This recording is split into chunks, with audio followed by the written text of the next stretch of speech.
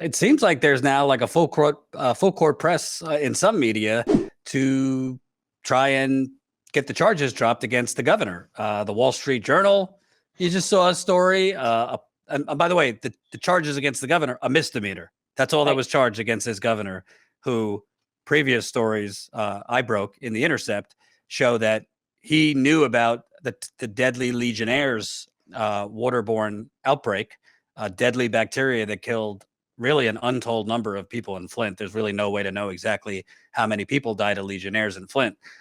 He knew about it 16 months earlier than he notified the public, meaning for 16 months, he was aware there was a deadly waterborne bacteria where cases were going up and people were dying, and he did not notify the residents until January 2016. He knew about it as early as October 2014. That's through documents I found from the original criminal prosecution. So I bring that up because you have the Wall Street Journal, a political prosecution in Michigan. The Flint lead water indictments look worse all the time. I personally am getting emails from Governor Snyder's legal team asking me, informing me about their defense blog, that there's a new blog from his defense team. And you see kind of whisper campaigns and in the media how this is really setting a dangerous political precedent for the governor to be charged, for just, decisions that any politician could have potentially, made some mistakes, but we don't criminalize political mistakes. Wanted to ask you, when you hear from the Wall Street Journal, a political prosecution in Michigan, how do you react to that? Shame on that writer. Shame on you. And I hope this makes it to whoever wrote that. Because let me explain this. Governor Snyder, out of his mouth, said, I was in charge of Flint when this happened and the cover up happened. The buck stops with me. So now, why is he trying so hard? And why are you working to get him out of his own responsibility? The buck stops with me. Hello. Also, so basically, he decided, and it's not just any political person could make this mistake and blah, blah, blah, blah, blah. No. Let's not forget that he chose to take over the city of Flint and all the decision making. He chose to suspend our local democracy.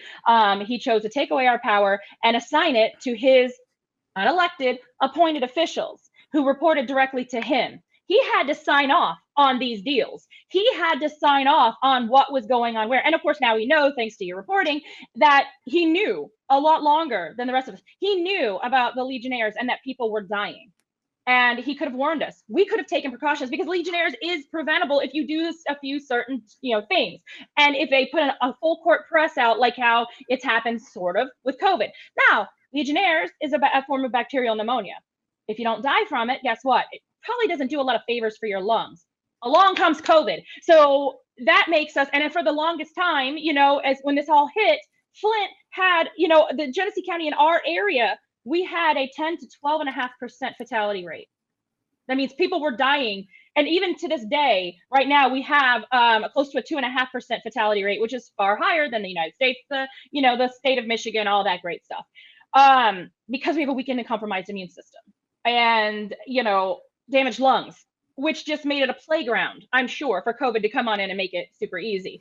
So these are lasting forever impacts. So for you to sit there and write this article saying, oh, no, it's a dangerous precedent. What is a dangerous precedent? That a rich white man gets held accountable for what he did to a poor majority minority city?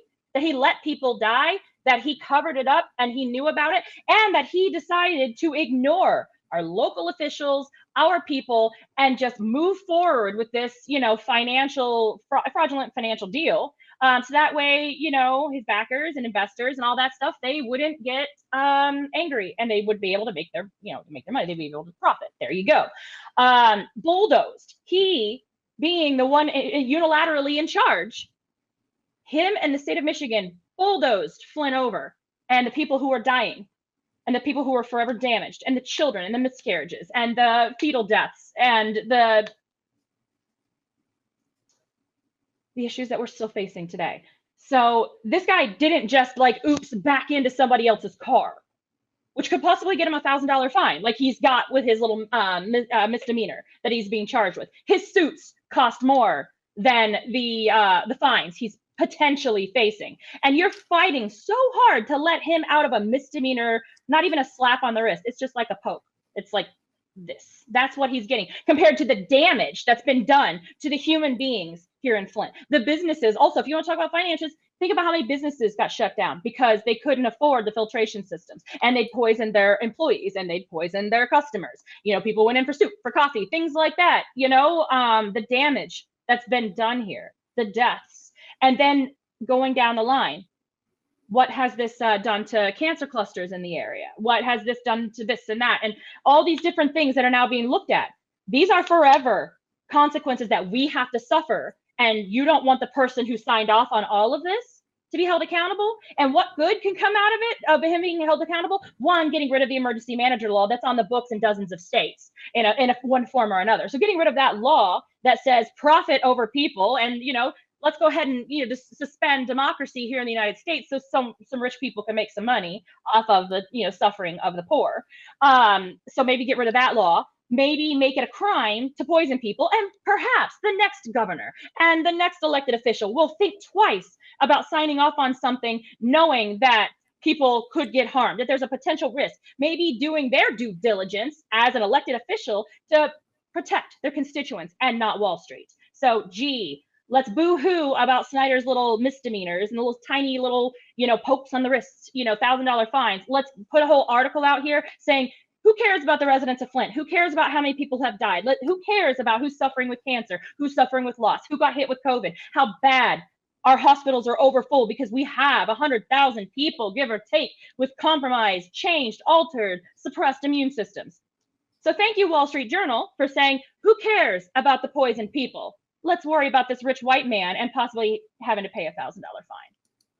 And by the way, at least towards the beginning of the pandemic, Flint makes up 24% of Genesee County, but that 24% made up 40% of the cases. So Flint, a little less than a quarter of Genesee County, but it was making up 40% of the cases. Frankly, it might have been making up more than 40% of the cases if you add Flint Township, which is technically not all Flint, but parts of Flint Township were on the Flint River water. So you're talking upwards of 40% of cases in a county.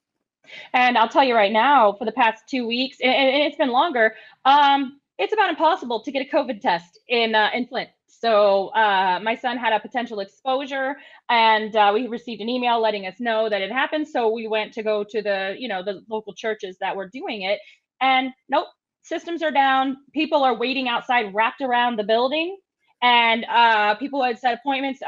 They're going into 2 weeks from now.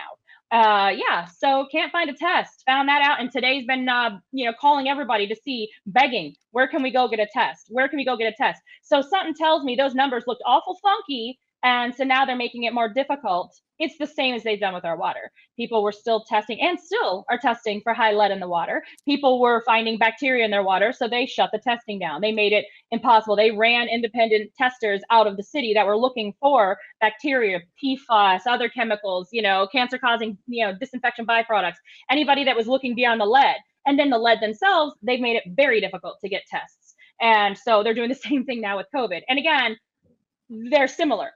They're going to continue to happen. People were shocked and just appalled at the failure of government with the pandemic.